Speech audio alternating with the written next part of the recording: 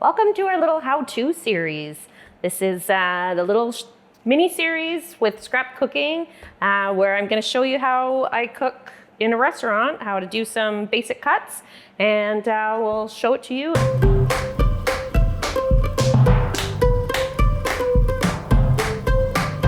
So in this episode, I'm going to show you how to cut an onion. I'll show you two different ways. So first things first, so we're going to cut the top and the bottom off. Now these little ends, we're going to save them, and I'll show you in another video how to use these guys.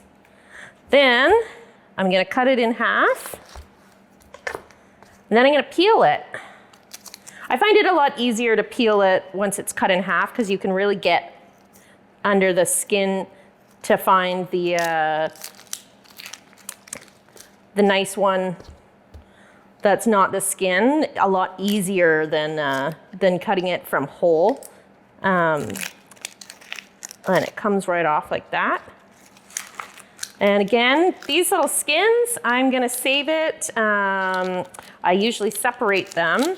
So the papery skin that makes that nice crinkly sound, they are useful if you want to color your stock. Like they give this really nice golden hue to it. It's an old chef trick for a consommé if they didn't get the browning the right color. So we can use those. There's not a huge amount of flavor to them, but they do have that nice color. But this little piece that's sort of really thin on one end and thicker on the other end, I'm gonna save that and we'll use it for stock. So at a later date, we'll deal with that bowl, but at this moment in time, I'm gonna show you one how to dice an onion and one how to julienne the onion. So what I like to do to julienne them is just about 1/3 of the onion. I like to cut it. Then I'm gonna move this part over, and then I'm actually gonna tip this part of the onion over. Don't worry if that happens. And if another piece falls off, that's okay too. It just, we'll put it in the stock. Don't worry. The only other thing you gotta be careful of is that this little membrane here, it gets quite slippery. And if you don't take it off, your finger might slip and it can be a hazard. So, but it's still delicious and we'll use it later.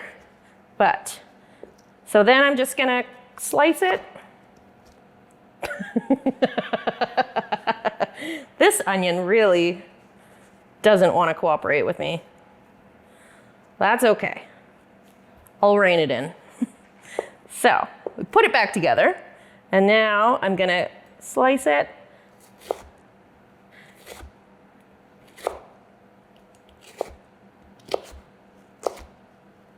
And if this little piece kind of gets a bit awkward, you can kind of flip it over so that it's more like a boat. And I find that this last little piece, sometimes it's fine just to do that.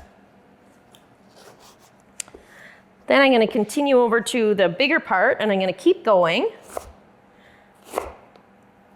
You can make them as wide as you want. If you want them paper thin, you can do that. It's helpful for that to have a really sharp knife.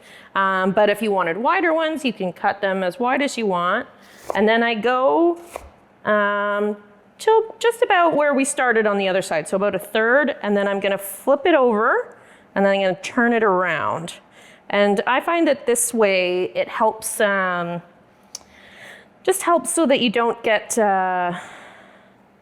this sort of longer pieces. Keeps them more like a little stick like that, as opposed to sometimes in the middle of the onion you get this sort of separate bulb, and that can make your pieces quite wide. And by cutting it like this, then I find that you eliminate that problem.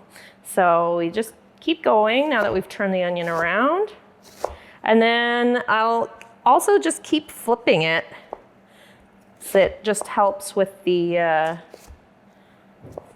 with cutting it. Now when you get here, again, this little piece of onion is not cooperating, so we're just gonna put it on the side, and I'm gonna take that little membrane off.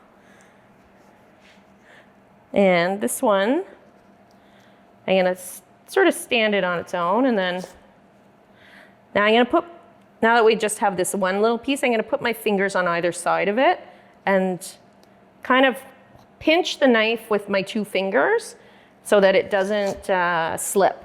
And then we'll get that last piece. This piece, like with the other little end, you kind of do it like a boat. I find it's just easier to cut through. You can do it this way, but this part of the onion is a bit tougher, so it's easier to go through it from the inside. And then we're just gonna kind of hold it down. And again, that last one, you can kind of pinch the knife, and then you get that nice. Then we have all these nice julienne onions I'll put aside. And that could be for pickled onions with red onion or white onions. It could be for Indian style cooking. That's sort of how they like to cut their onions. It could be for anything you want, really. If you just want a bigger piece of onion rather than just a little dice. But speaking of the little dice, the way that us chefs cut our onions, and it might be a little bit scary, but that's okay. We take the knife and we kind of want to put the weight of our hands kind of on the back of the onion, and we're going to go about 3/4 down the onion so that it's still going to be together at the end. And then we're going to go up a little bit and stop and up. And this onion really is sneaky. So we're going to put that one aside. Just depends on how old the onion is. It has a little bit of air in it, so it makes it easy to slip. But I am gonna take this membrane off because that is the sneaky slippy part and will make your fingers slip, and that is scary, especially if your knives are sharp. So now I'm gonna turn it towards me. We've made 3 incisions, and so I'm gonna hold the onion like this, and now I'm gonna go from the tip end, but just from that 3/4 mark, and cut down. And I'm gonna keep going. And now at this point, I like to hold it together, and then it won't run away on you.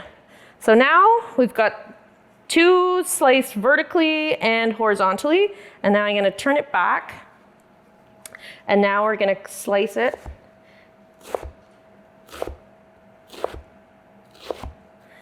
And this part sort of stays all one together, but all of these pieces got nice, lovely, uniform, diced onions.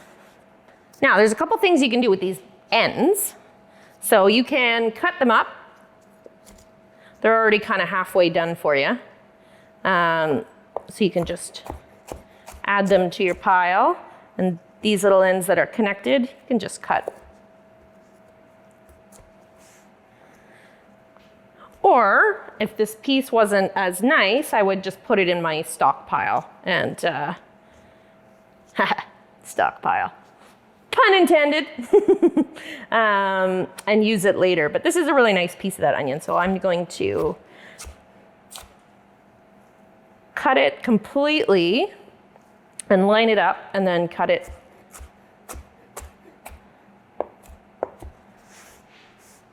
And there we have some more diced onion to add. This little piece of sprout from the middle, I'm gonna just add it to my stock. And this part, I can add it to the stock. Same thing as the little end. So these guys I'm just gonna throw in there. And I'm gonna cut them in half and in half, and then just keep going.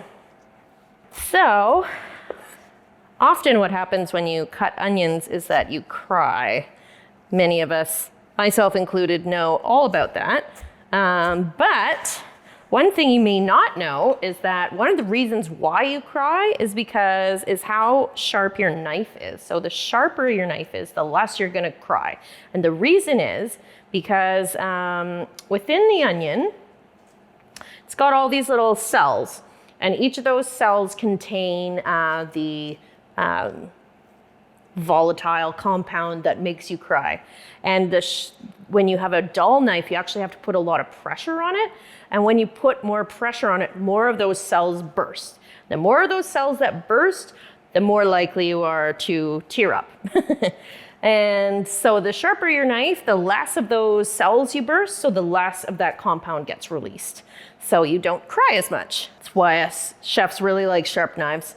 That and various other reasons. So that's our onion. So we've got a nice diced onion and we've got a nice julienne onion. Thanks so much for watching this little mini episode. And I'm Harriet Clooney and I hope to see you for our next one. Have a great day.